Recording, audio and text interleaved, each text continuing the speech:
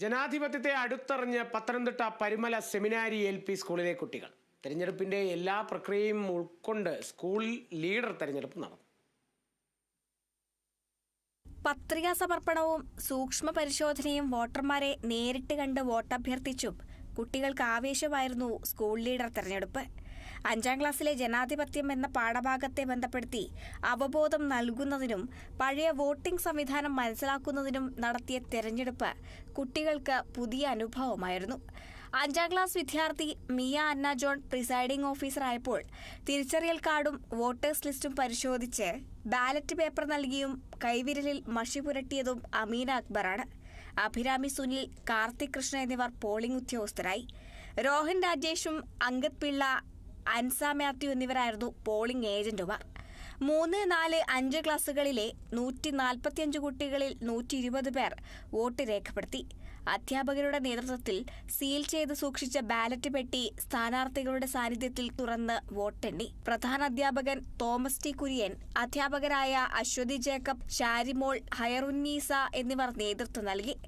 അവിടെ 5ാം ക്ലാസിന്റെ ജനാധിപത്യം എന്ന പാഠഭാഗവുമായി ബന്ധപ്പെട്ട് അതിൻ്റെ പ്രവർത്തനമായിട്ടാണ് നമ്മൾ പഴയ വോട്ടിംഗ് സമ്പ്രദായം എങ്ങനെയാണെന്ന് കുഞ്ഞുങ്ങളെ നേരിട്ട് മനസ്സിലാക്കാൻ ഉള്ള അവർക്ക് മനസ്സിലാക്കുവാനാവും വേണ്ടുന്ന ഒരു സാഹചര്യം നമ്മൾ ഒരുക്കി കൊടുക്കുകയായിരുന്നു. ഈ പ്രവർത്തനത്തിലൂടെ അവർ തന്നെയായിരുന്നു ഇതിൻ്റെ എല്ലാവിധമായ വോട്ടിംഗ് സമ്പ്രദായങ്ങളും അല്ലെങ്കിൽ രീതികളും അവർ തന്നെയാണ് ഇവിടെ ചെയ്യുന്നത്. വിദ്യാർത്ഥികൾ നേരിട്ട് ചെയ്യുകയായിരുന്നു. എങ്ങനെയാണോ പോളിംഗ് നടക്കേണ്ടത് അതെല്ലാം തന്നെ കുഞ്ഞുങ്ങൾ മാത്രം ചെയ്ത നല്ലൊരു പ്രവർത്തനമായിട്ടാണ് ഞങ്ങളിത് സമൂഹത്തിൽ നിന്ന് പഠിക്കുന്നത്. മത്സര രംഗത്തുണ്ടായിരുന്ന 3 സ്ഥാനാർത്ഥികളിൽ 47 വോട്ട് നേടി ശ്രേയസ് സുഭാഷ് സ്കൂൾ ലീഡറായി തെരഞ്ഞെടുക്കപ്പെട്ടു. ഈ സ്കൂൾ ഇലക്ഷൻ എന്ന് വെച്ചാൽ നമ്മുടെ വലിയ കുഞ്ഞുങ്ങൾക്ക് വലിയ ഇലക്ഷനെ പറ്റി മനസ്സിലാക്കാനുള്ള ഒരു മാതൃകയാണ്. എൻ്റെ പേര് രാവണി കെവിനാണ്. അപ്പോൾ ഞങ്ങളുടെ സ്കൂൾ ഇലക്ഷന് മത്സരിക്കുന്നതാണ് ഞാൻ. അപ്പോൾ എൻ്റെ കൂട്ടുകാരായിട്ട് തന്നെയാണ് ഞാൻ മത്സരിക്കുന്നത്.